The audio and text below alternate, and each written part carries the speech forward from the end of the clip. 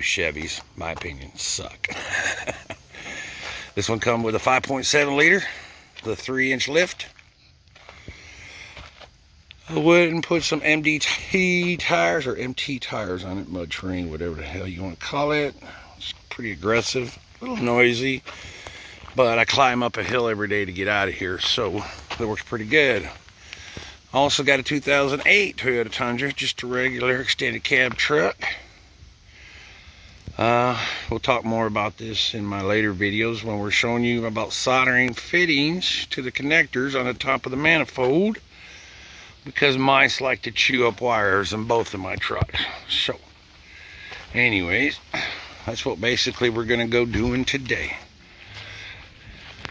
We're gonna go in the shop and we'll start off the next part of this video. We're going to install the seat covers and see what they look like and how long it takes me to do this.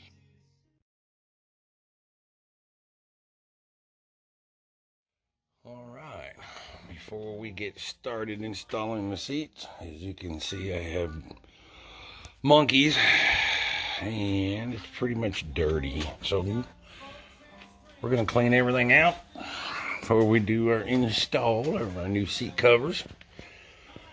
I'm going to have my daughter Larissa, she's going to be editing my videos.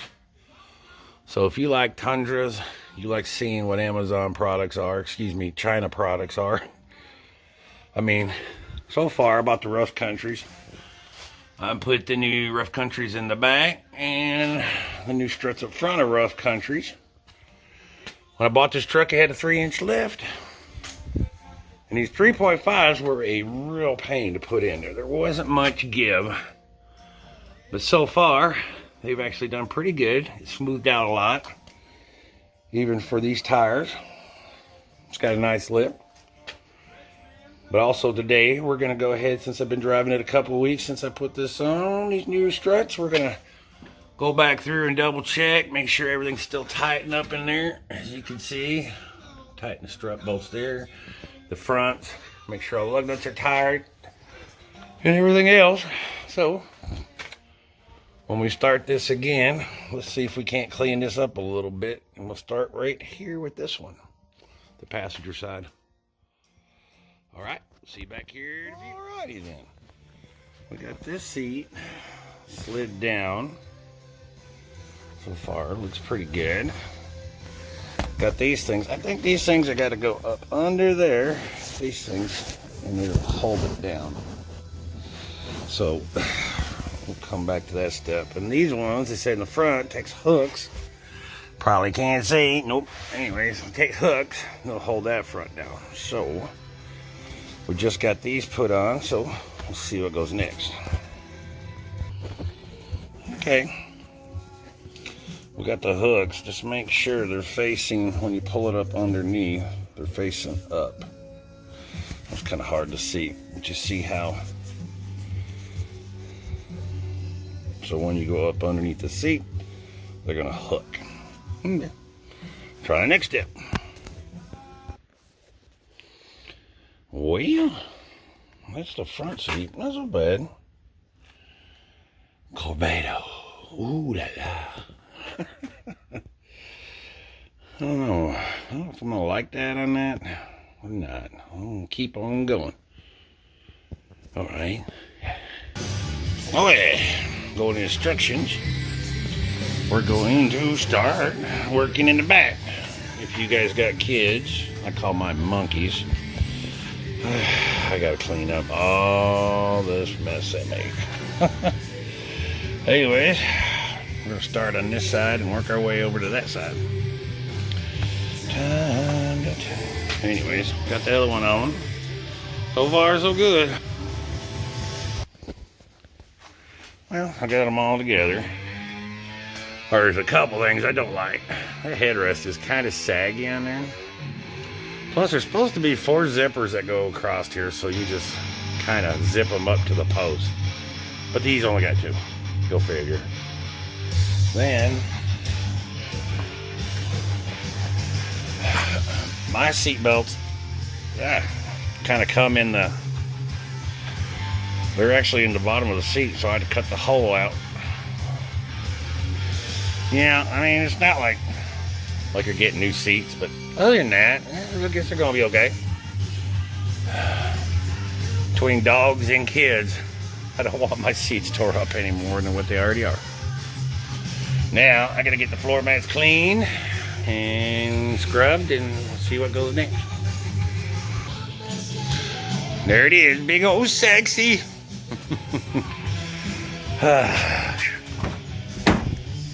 Anyway, we got everything done on the inside. I put my couple spins on some of these deals because I like this stuff to be really tight when you sit down. I mean, basically everything's covered. What's weird, it's got zippers that go up here to here if you don't want to have nothing, because like my back seat's got the deal that folds down and you can use it. It's got a cup holders in it. But basically, I got a big old white German Shepherd. She comes in my truck and it takes me a whole week to get all her hair out. So hopefully this will help out. White hair in a black truck, crazy. Anyway, let me show you what it looks like on the inside. Where's the driver's side? Only thing, I don't know, I might not have this here. Maybe when it heats up. But, I mean, basically, it all looks good. Tried to wipe a few things down. I went ahead and tightened up the struts a little bit more in the front. I'm going to probably be checking the lug nuts. Get out my torque wrench, check those. So far, so good. Oh, we're not gonna take it. Anyways, that's all I'm doing. Alright.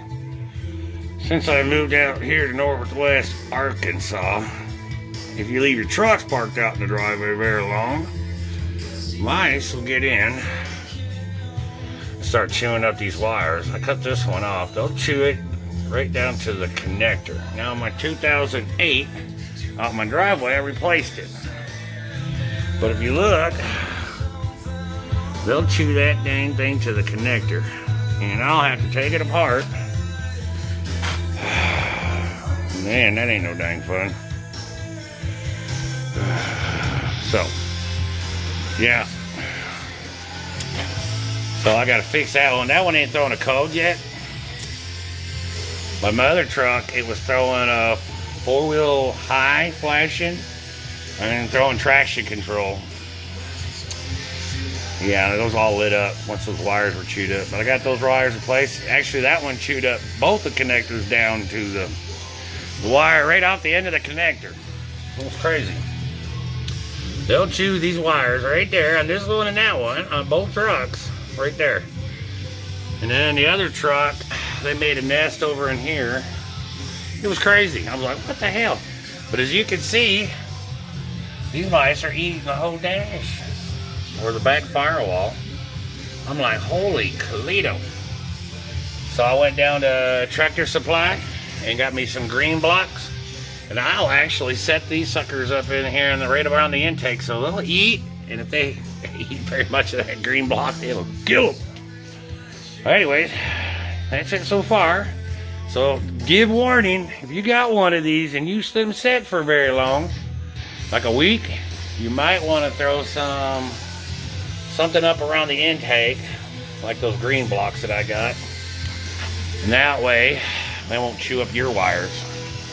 Now I heard that there was a recall on those because they said that these wires attract mice. I'm not for sure about that. You might want to look that up, but that's it. I have to work on that next.